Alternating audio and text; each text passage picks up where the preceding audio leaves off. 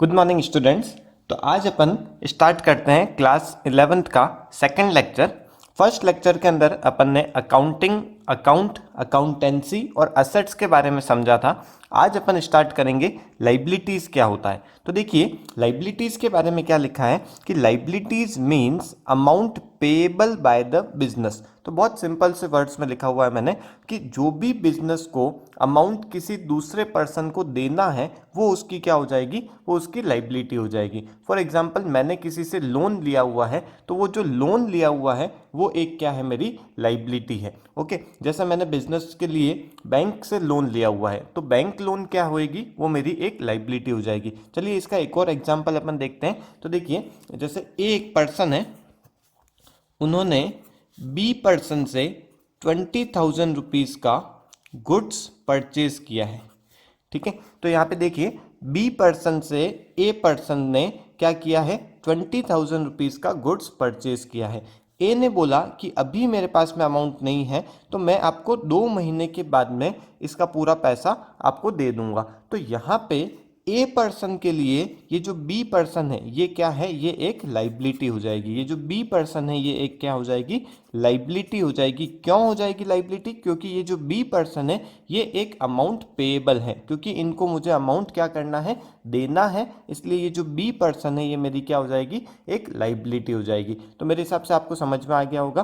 तो देखिए अब इसके बाद में लाइबिलिटीज़ के जैसे असेट के अपन ने देखे थे कि 3 सब क्लासिफिकेशन होते थे, वैसे ही लाइबिलिटीज़ के भी 2 क्लासिफिकेशन है। देखिए नॉन करंट लाइबिलिटी और करंट लाइबिलिटी।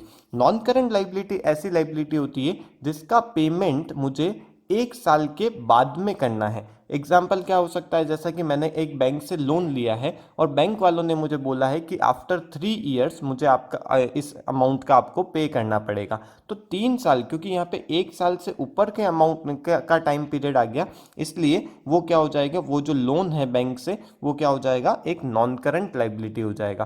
करंट लाइबिलिटी इसके जस्ट ऑपोजिट क्या हो जाएगा, ऐसी लाइबिलिटी जिसका मुझे पेमेंट विद इन 1 ईयर करना है। 1 साल के अंदर अंदर जिसका मुझे पेमेंट करना हो जाएगा, वैसी लाइबिलिटी को अपन क्या बोल देंगे, वो मेरी करंट लाइबिलिटी हो जाएगी। तो देखते हैं इसके एग्जांपल्स क्या हो गए। देखिए नॉन करंट लाइबिलिटी का एग्जांपल क्या होगा, जैसे मैंने आपको बताया जैसे टर्म लोन। अब टर्म लोन क्या है, यदि वो मोर देन 1 ईयर का टर्म लोन है तो वो क्या हो जाएगा, नॉन करंट लाइबिलिटी हो जाएगा। कभी कुछ बैंक से लोन ऐसे भी होते हैं जैसे जिसका पेमेंट मुझे 4 महीने 5 महीने के अंदर अंदर ही करना होता है, तो वैसे जो लोन होंगे जिसका पेमेंट मुझे विद इन 1 ईयर करना होएगा, वैसे लोन क्या हो जाएंगे, वो करंट लाइबिलिटी हो जाएगी। और ऐसे लोन जिसका पेमेंट मुझे आफ्टर 12 मंथ करना है तो वो वाले जो लोन होंगे वो क्या हो जाएंगे, नॉन करंट लाइबिलिटी हो जाएगी। ओके, तो इसका देखिए अपन एग्जाम्पल देख सकते हैं। तो एक तो एग्जाम्पल हो गया टर्म लोन और एक और एग्जाम्पल होता है डिबेंचर। डिबेंचर आप क्लास 12th में देखेंगे, तो अभी अपन सिर्फ आप इसको नोट कर लीजिए। और करंट लाइबिलिटीज के देखिए एग्जांपल क्या क्या हो सकते हैं,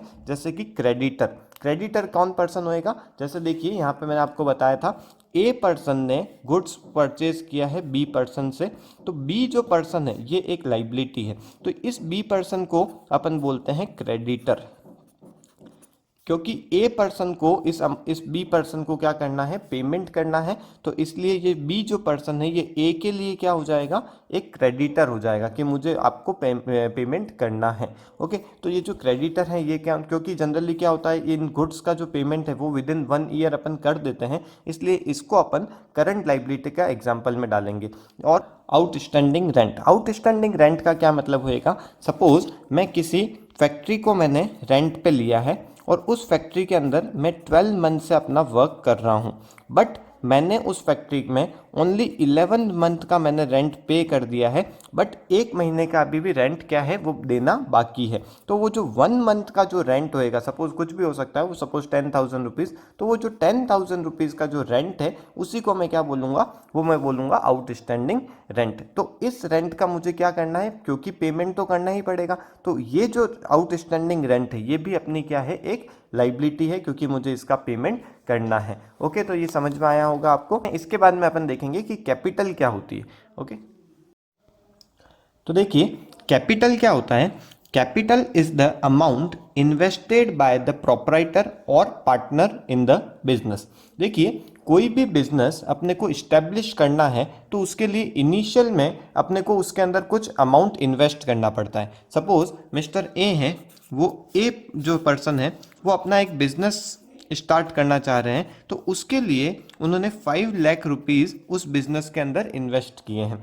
तो इन्वेस्ट करने का मतलब क्या है कि उसके लिए वहाँ पे उन्होंने फैक्ट्री खरीदी होगी, वहाँ का और भी स्टाफ के मेंबर्स के लिए। तो इनिशियल में अपने को एक अमाउंट इन्वेस्ट करना पड़ता है, उसी अमाउंट को अपन क्या बोलते हैं, यही 5 लाख रुपीज़ क्या हो जाएगी, अपनी कैपिटल हो जाती है। तो जो भी अमाउंट अपन बिजनेस के लिए इन्वेस्ट करेंगे तो उसे अपन क्या बोलेंगे, उसे अपन बोलेंगे अपनी कैपिटल।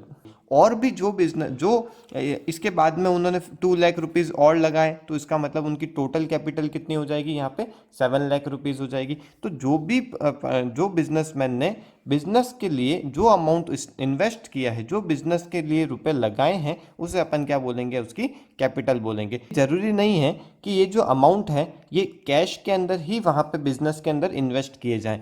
ए पर्सन ने अपने घर से कोई फर्नीचर है वो ऑफिस के लिए काम में ले लिया या फिर अपने बिजनेस के लिए काम में ले लिया, तो वो भी क्या हो जाएगा, वो भी कैपिटल का ही पार्ट माना जाएगा। तो जो भी बिजनेस के लिए अमाउंट इन्वेस्ट करेंगे उसे अपन क्या बोल देंगे, अपनी कैपिटल बोल देंगे। तो सपोज ए पर्सन को अपने पर्सनल काम के लिए कुछ 1 लाख रुपीज़ की ज़रूरत आ जाती है, तो वो बिजनेस से ये 1 लाख रुपीज़ वापस निकाल भी सकता है। तो ये जो अमाउंट वापस जो इसने बिजनेस से निकाला है, इस अमाउंट को अपन क्या बोलते हैं, ये अपनी हो जाती है ड्राइंग्स। तो जो पर्सनल पर्पस के लिए अपन ने बिजनेस से वापस पैसा अपने पास में ले आए हैं उसको अपन ड्राइंग बोलेंगे, और जो पैसा अपन ने बिजनेस में लगाया है उसे अपन क्या बोलेंगे, कैपिटल बोल देंगे। तो ये मेरे हिसाब से समझ में आया होगा आपको। तो अपन अब ड्राइंग की डेफिनेशन भी देख लेते हैं।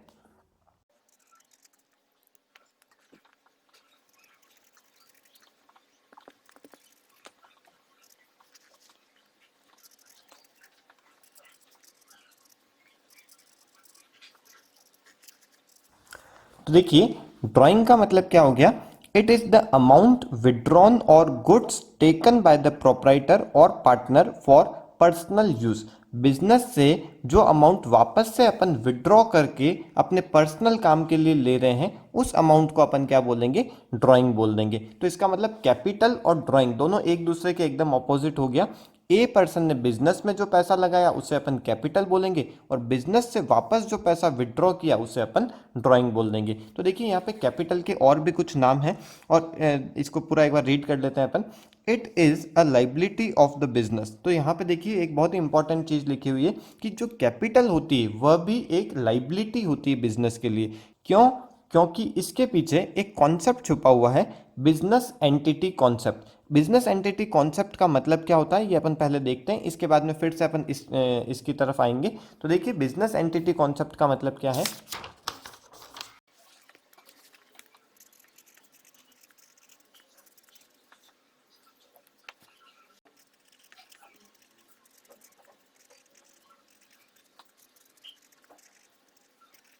तो देखिए बिजनेस एंटिटी कॉन्सेप्ट क्या बोलता है, according to this concept businessman is different from its business. ये जो बिजनेसमैन है और ये जो बिजनेस है ये दोनों एकदम डिफरेंट पर्सन है।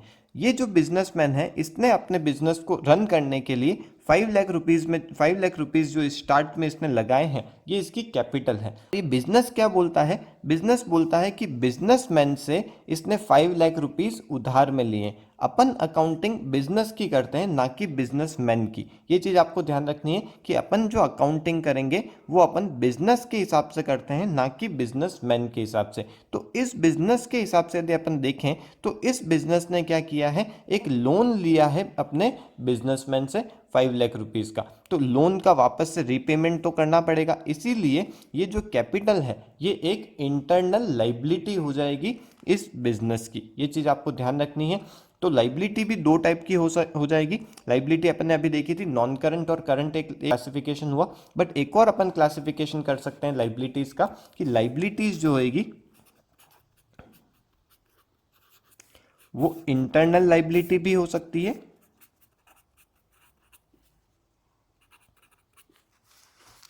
और एक्सटर्नल लाइबिलिटी भी हो सकती है।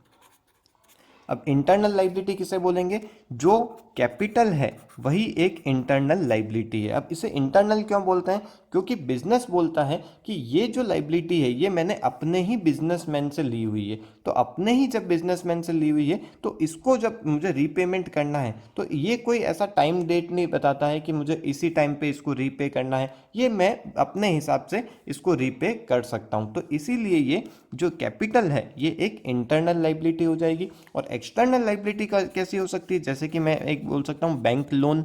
बैंक से मैंने लोन लिया है तो बैंक वाले को क्या है, अपने हिसाब से वो वापस उसका रीपेमेंट मांगेंगे। और क्या हो सकती है? जैसे outstanding salary,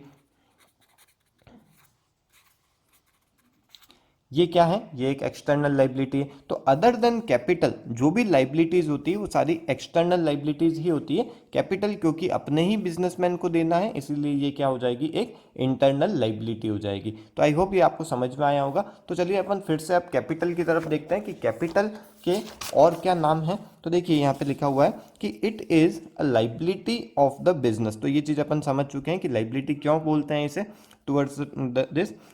capital is also known as owners equity और नेटवर्थ। तो कैपिटल के और भी नाम क्या हो सकते हैं? ऑनर्स इक्विटी भी बोलते हैं इसे और अपन नेटवर्थ भी बोलते हैं। तो यहाँ से अपन तीन चीज़ें सीख गए हैं कि कैपिटल किसे बोलते हैं, ड्राइंग किसको बोलते हैं, ये भी अपन सीख गए। ड्राइंग और कैपिटल एक दूसरे का रिवर्स हो जाएगा। कैपिटल जो अमाउंट बिजनेस में लगाया और ड्राइंग जो बिजनेस से फिर से पर्सनल यूज़ के लिए अपन ने निकाला। और इसी के साथ में अपन ने बिजनेस एंटिटी कॉन्सेप्ट भी सीख लिया। और एक और चीज़ समझ गए कि लाइबिलिटीज़ जो है वो दो टाइप से और क्लासिफिकेशन कर सकते हैं अपन, इंटरनल और एक्सटर्नल। इंटरनल लाइबिलिटी का मतलब हो गया कैपिटल जो अपन को अपने बिजनेसमैन को ही देनी है, और एक्सटर्नल लाइबिलिटी क्या हो जाएगी, जो अदर पर्सन से अपन ने कुछ लोन लिया हुआ है या अदर पर्सन को कुछ पेएबल है अमाउंट, तो वो अपनी एक्सटर्नल लाइबिलिटीज़ हो जाएगी।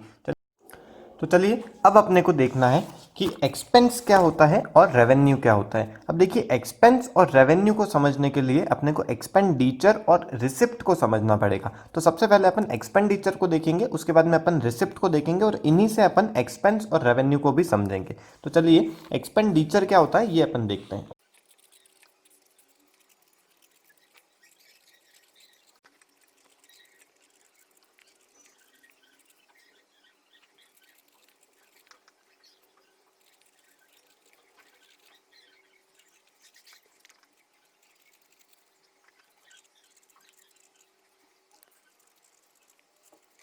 तो देखते हैं एक्सपेंडिचर क्या होता है। एक्सपेंडिचर का सिंपल मीनिंग है कि अमाउंट स्पेंट। अमाउंट स्पेंट का मतलब है कि कुछ भी मैंने एक्सपेंस, कुछ भी मैंने खर्चा किया है। अब वो एक्सपेंस दो टाइप के हो सकते हैं, एक हो गया अपना कैपिटल एक्सपेंडिचर, एक हो जाएगा रेवेन्यू एक्सपेंडिचर। अब कैपिटल एक्सपेंडिचर कौन सा होएगा? ऐसा एक्सपेंडिचर जिसे अपन ने खर्चा अपन ने किया है बट उससे अपनी कोई असेट इंक्रीज हो रही है। असेट इंक्रीज कैसे हो सकती है? मैंने सपोज कोई फर्नीचर परचेज कर लिया।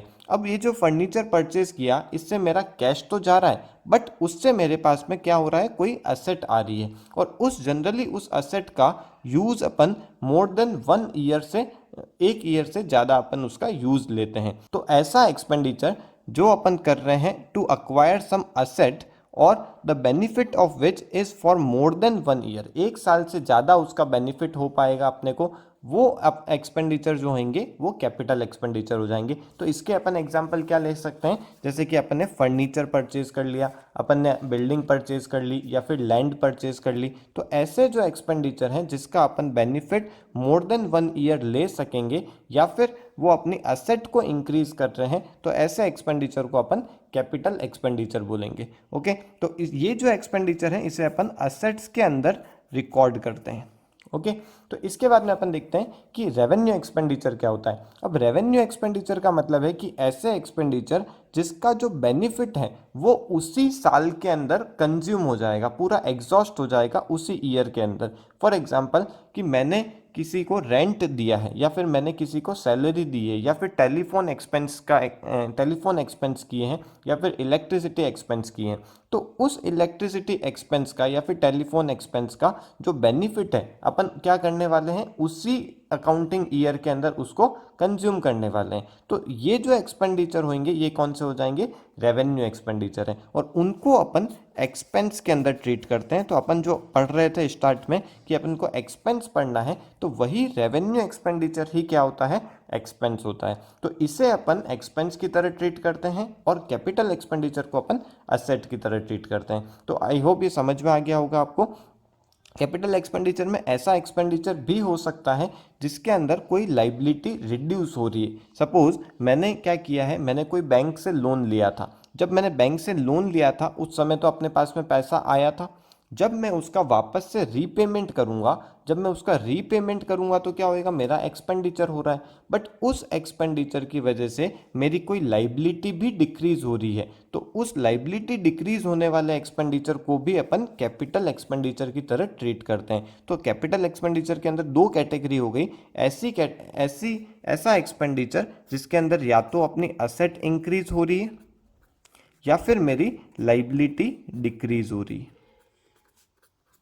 बट रेवेन्यू एक्सपेंडिचर के अंदर ऐसा कुछ भी नहीं होएगा, ना मेरी कोई एसेट इंक्रीज होएगी ना मेरी कोई लाइबिलिटी रिड्यूस होएगी। जैसे कि मैंने टेलीफोन एक्सपेंडिचर, टेलीफोन का बिल जो है उसको रीपे किया, मैंने उसका पेमेंट किया है। जब टेलीफोन का बिल मैंने पे किया है तो उससे मेरी कोई एसेट इंक्रीज नहीं हुई, ना ही मेरी कोई लाइबिलिटी डिक्रीज हुई। तो वो जो मेरा टेलीफोन का एक्सपेंडिचर है वो मेरा क्या है, एक्सपेंस की तरह ट्रीट होएगा, उसको अपन एक्सपेंस की तरह रिकॉर्ड करेंगे। और ऐसा एक्सपेंडिचर जो कैपिटल नेचर का हो, कैपिटल एक्सपेंडिचर हो, उसे अपन असेट की तरह ट्रीट करेंगे आगे। ओके, तो ये समझ में आया होगा आपको, इसको आप नोट कर लीजिए। इसके बाद में अपन देखेंगे रिसिप्ट्स क्या होता है। तो चलिए अब अपन रिसिप्ट्स देखते हैं। रिसिप्ट्स क्या होता है, जैसे कि एक्सपेंडिचर में अपना कैश का आउटफ्लो होता था, वहां पे अपना अमाउंट स्पेंड हो रहा था, वैसे ही रिसिप्ट के अंदर कैश क्या होएगा, इनफ्लो होएगा। मतलब यहाँ पे मेरा पैसा आ रहा है, कैश या बैंक बैलेंस जो है वो अपना बढ़ रहा है। अब जैसे एक्सपेंडिचर के दो टाइप थे, वैसे ही रिसिप्ट्स के भी दो कैटेगरी हो गई, एक कैपिटल रिसिप्ट्स हो गई, एक रेवेन्यू रिसिप्ट्स हो गई। अब कैपिटल रिसिप्ट्स का क्या मतलब है, ऐसी रिसिप्ट्स जिसके अंदर या तो मेरी असेट डिक्रीज हो रही है या फिर मेरी लाइबिलिटी इंक्रीज हो रही है। तो इसके देखिए अपन एग्जांपल देखते हैं। तो देखिए कि सपोज मेरे पास में कोई फर्नीचर पड़ा हुआ है, मैंने उसको सेल कर दिया। जब मैं उसको सेल कर दूंगा तो मेरे पास में कैश आएगा। तो वो जो कैश आया इसका मतलब वो रिसिप्ट तो हो गया, बट उसकी वजह से मेरी असेट्स, जो मेरा फर्नीचर है वो क्या हो जाएगा, वो कम हो जाएगा, मेरे पास से चला जाएगा, मतलब वो डिक्रीज हो जाएगा। तो ऐसी रिसिप्ट जिसके अंदर मेरी असेट डिक्रीज हो जाती है तो वो रिसिप्ट क्या होती है, कैपिटल रिसिप्ट हो जाती है। और लाइबिलिटी इंक्रीज होने का एग्जांपल देखिए, जैसे कि मैंने बैंक से लोन लिया है। जब मैं बैंक से लोन लूँगा तो मेरा कैश इनफ्लो हो जाएगा, मतलब मेरे पास में एक बार का पैसा आ जाएगा, बट उसको मुझे वापस से रीपेमेंट करना है उसका। तो उसको रीपेमेंट करना है, इसका मतलब मेरी लाइबिलिटी तो इंक्रीज हो गई उसकी वजह से। तो ऐसी लाइबिलिटी, ऐसी रिसिप्ट जिसके अंदर मेरी लाइबिलिटी इंक्रीज हो जाएगी तो वो भी क्या हो जाएगी, कैपिटल रिसिप्ट हो जाएगी। तो कैपिटल रिसिप्ट के अपन ने दो चीज़ें देख ली, एसेट डिक्रीज होना या फिर लाइबिलिटी इंक्रीज होना। इसके आप एग्जांपल भी लिख लीजिए यहाँ पे, या सेल ऑफ एनी एसेट लिख सकते हो, चाहे फर्नीचर लिख सकते हो। तुम इस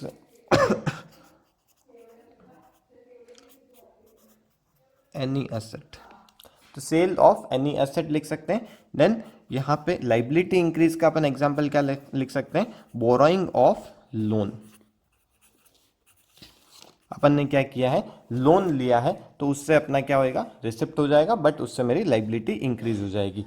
इसी के ऑपोजिट जब रेवेन्यू रिसिप्ट की अपन जब बात करते हैं तो रेवेन्यू रिसिप्ट में ऐसा दोनों में से कुछ भी नहीं होता है, ना मेरी एसेट डिक्रीज हो रही है ना मेरी लाइबिलिटी इंक्रीज हो रही है, बट मेरे पास में क्या हो रहा है, रिसिप्ट हो रहा है, मतलब कैश का इनफ्लो हो रहा है। तो देखिए ऐसी कौन सी रिसिप्ट होगी, amount received in the normal course of business. जब भी अपन बिजनेस करते हैं तो उसके अंदर अपने पास में सपोज मैंने क्या किया, सेल किया, सेल ऑफ गुड्स। तो सेल ऑफ गुड्स करने से क्या होएगा, मेरे पास में कैश आएगा, बट उससे मेरी कोई लाइबिलिटी इंक्रीज नहीं होगी या फिर मेरी कोई एसेट डिक्रीज नहीं हो रही। तो वो जो सेल ऑफ गुड्स है ये एक एग्जांपल किसका हो जाएगा, रेवेन्यू रिसिप्ट्स का हो जाएगा। और क्या एग्जांपल हो सकते हैं, सपोज मैं किसी के यहाँ पे वर्क करता हूँ, किसी के यहाँ पे मैं कुछ एज अ एम्प्लॉय में वर्क कर रहा हूँ वहाँ पे, तो मुझे वहाँ पे क्या मिल रही है, सैलरी की इनकम मिलेगी। तो जब मुझे सैलरी मिलेगी तो उस समय वो क्या होएगी, मेरी एक रिसिप्ट होएगा, क्योंकि वो मेरा कैश इनफ्लो है, बट उसकी वजह से मेरी लाइबिलिटी ना इंक्रीज हो रही है ना मेरी एसेट डिक्रीज हो रही है। तो वो जो इनकम है तो वो क्या हो जाएगी, मेरी रेवेन्यू रिसिप्ट हो जाएगी। और एग्जांपल कुछ भी ले सकते हैं, जैसे कि सैलरी की इनकम हो गई, रेंट की इनकम हो गई, कमीशन की इनकम हो गई। तो ये सारे जो हैं ये इसके अपन एग्जाम्पल ले सकते हैं। तो ओके, ये समझ में आया होगा आपको। आई होप यहाँ तक आपको सारी चीज़ें समझ में आ गई होगी। फिर भी कुछ चीज़ समझ में यदि नहीं आ रही है तो आप प्लीज़ इस वीडियो को फिर से देखिए, फिर से रिवाइंड कीजिए, तो ये सारी चीज़ें आपको आराम से समझ में आ जाएगी। और फिर भी यदि समझ में नहीं आ रहा है तो आप प्लीज़ इसे कमेंट बॉक्स में लिखिए। तो चलिए आज की वीडियो को अपन यहीं वाइंड अप करते हैं। नेक्स्ट क्लास में अपन और भी बहुत इंपॉर्टेंट टर्म्स लेके आएंगे अकाउंट से रिलेटेड। और आपको ये वीडियो यदि पसंद आया हो तो प्लीज़ इसे लाइक कीजिए, जिससे मुझे भी थोड़ा सा मोटिवेशन मिलेगा।